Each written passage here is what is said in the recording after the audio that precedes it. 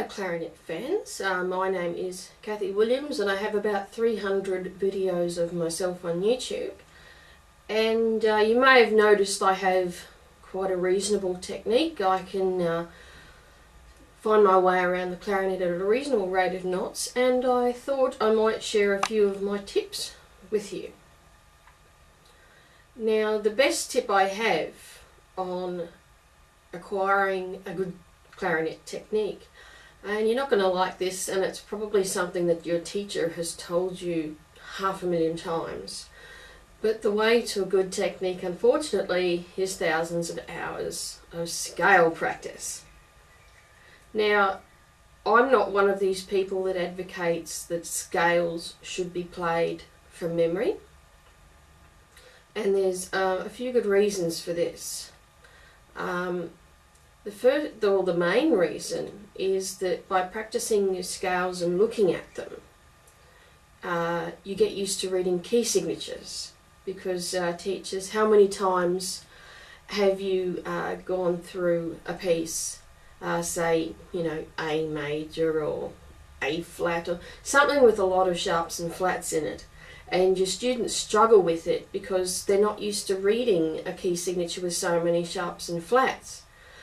So if you actually practice your scales by looking at them, you get used to reading the key signatures. So you know that if you see a key signature for, say, E major, you know that every G you hit's going to be a G sharp, you know, as long as it's not an accidental.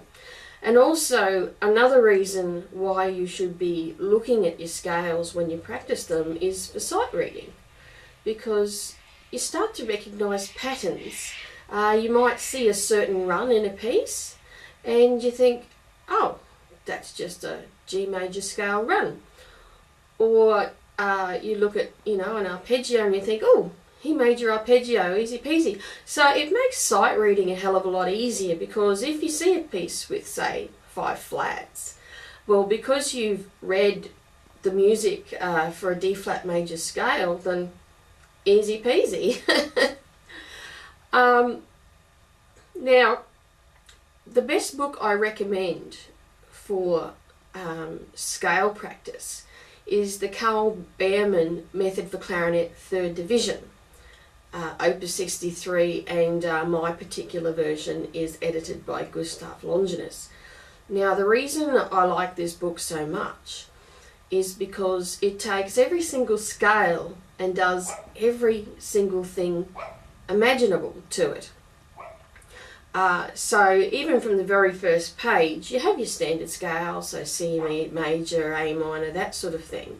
But what it does is, instead of starting on a C and ending on a C, it actually starts on a C and goes up to an F, and then goes down to the low E and back up again.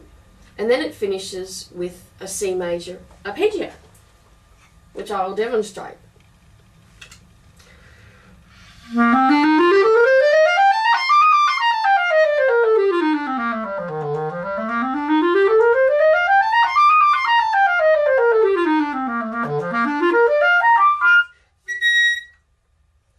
So it's maybe not such an issue for C major. That's fairly easy. But you know, let's try the one in C sharp minor.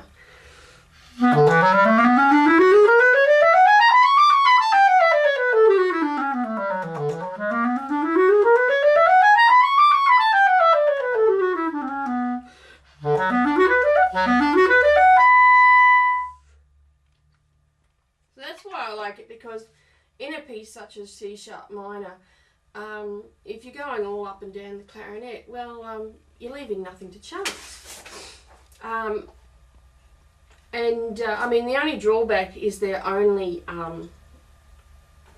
not both harmonic and melodic minors, they're just all melodic minors, but can't have everything.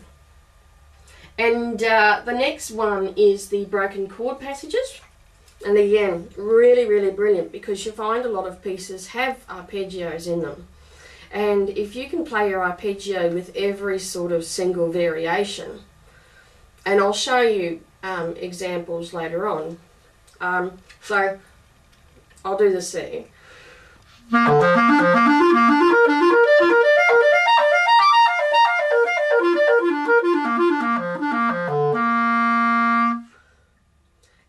they also come with different articulations as well.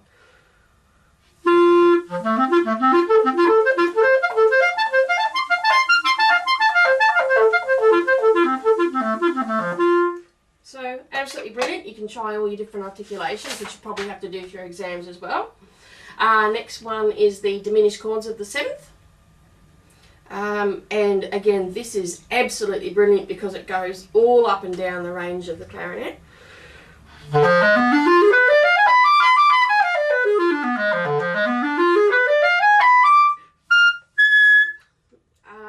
And not only that, but it goes on.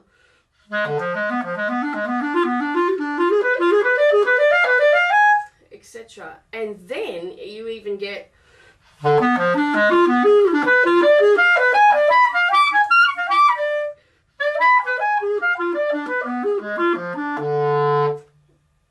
it does every single machination of the diminished chord.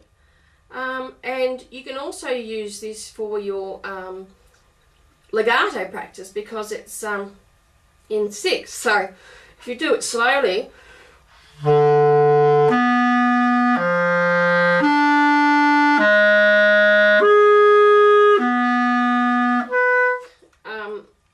yeah, and it goes all up and down the range of the clarinet. Bloody brilliant.